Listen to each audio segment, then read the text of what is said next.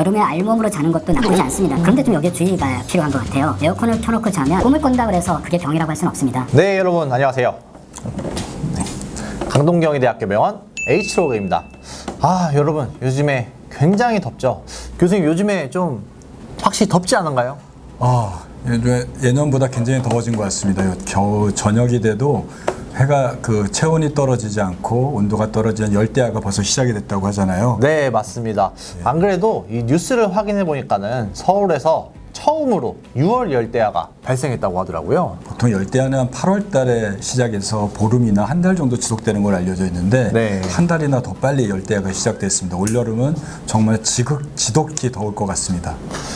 이 찜통 더위 거기다가 비도 계속 오고 해가지고 덥고 푹푹 찌고 습도도 높고 아주 불쾌한데 여러분 좀 잠은 잘 주무실지 모르겠습니다. 오늘은 그래서 이렇게 빠르게 찾아온 열대야 어떻게 하면 좀 건강하고 슬기롭게 헤쳐나갈 수 있는지 저희 강동경희대학교병원 수면센터 신원철 교수님 모시고 한번 알아보도록 하겠습니다. 가장 중요한 게 벌써부터 저도 이제 잠을 좀 못 자기 시작했습니다. 이게 너무 더워요. 그래서 덥다고 해서 또 선풍기를 켜고 자면은 또 너무 춥고 어떻게 해야 될지 모르겠더라고요. 이게 참. 혹시 교수님 이렇게 열대야라고 하면은 보통 그 열대야의 정의 좀 어떻게 내릴 수 있을까요? 예, 열대야라고 하면 밤이 돼도 대기 온도가 25도 이하로 떨어지지 않는 것이 지속될 때 열대야라고 합니다. 25도가 왜 중요할까요? 우리의 체온은 36도 5도잖아요. 네. 이 25도가 밖의 온도가 되면 내 체온이 떨어지지 않습니다. 36.5도에서 떨어지지 않아요.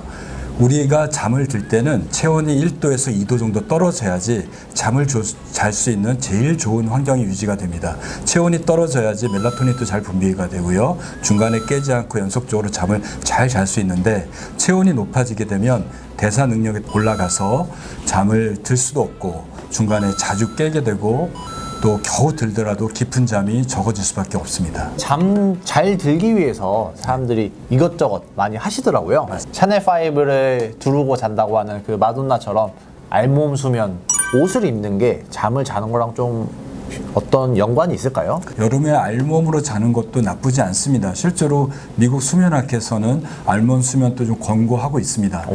그런데 좀 여기에 주의가 필요한 것 같아요. 네. 요즘에 주무실 때 대부분 에어컨을 켜놓고 주무시죠? 그쵸. 에어컨을 켜놓고 자면 이게 습도가 좀 낮아져서 건조한 상태가 유지가 됩니다. 네. 건조한 바람이 돌 때 우리 체온이 알몸으로 노출되면 피부가 좀 건조해지고 우리가 탈수 상태가 될 수가 있습니다.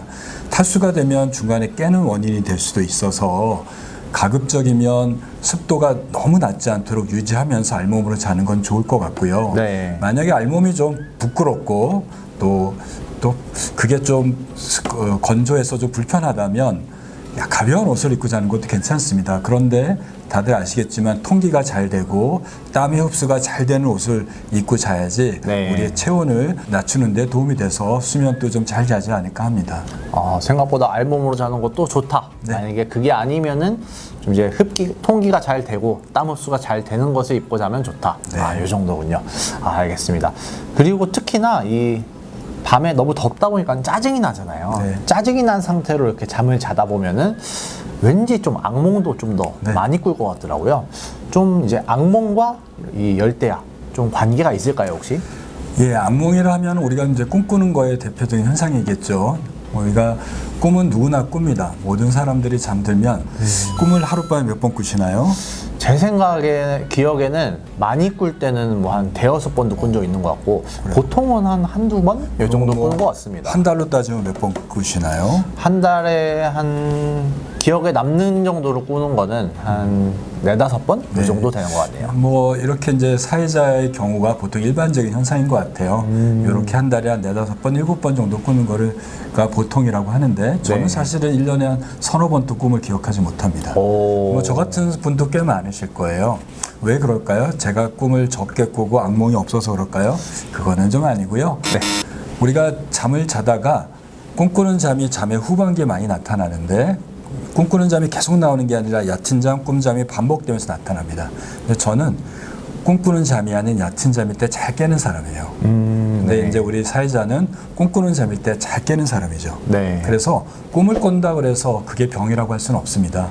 꿈은 누구나 꾸는데 내가 기억하고 못하냐의 문제입니다. 평소에는 내가 잘 자고 꿈을 많이 꾸지 않고 악몽도 없었는데 갑자기 더운 날씨에 꿈을 많이 꾸고 악몽이 많다면 본인이 더운 날씨 때문에 수면에 좀 방해를 받거나 수면의 질이 떨어지거나 아니면 최근에 여러 가지 스트레스나 불규칙한 수면 습관이 유지된 거의 하나의 증거로서 인식하시고 그거를 먼저 고정하도록 노력해 보시기 바랍니다. 해결되지 않으면 병원에 방문하셔서 한번 상담을 받아보시는 것도 추천드립니다. 알겠습니다. 그리고 요즘에 이제 열대야라서 운동을 많이 하셔가지고 피곤한 상태로 자면 그래도 좀 잘 될 수 있다. 이렇게 말씀하시는 분들이 많더라고요. 몸이 피곤하면 잠이 오고 피로해지는 것들을 다들 경험하게 됩니다. 그런데 우리가 잠을 잘 때는 두 가지 과정 때문에 잡니다. 첫 번째는 피곤한 거가 많을수록 잠의 욕구가 높아져요. 하지만 이것만 갖고 잠을 자는 건 아닙니다. 우리가 자고 깨는 수면 사이클 있죠. 이거를 네. 생체 리듬이라고 얘기합니다.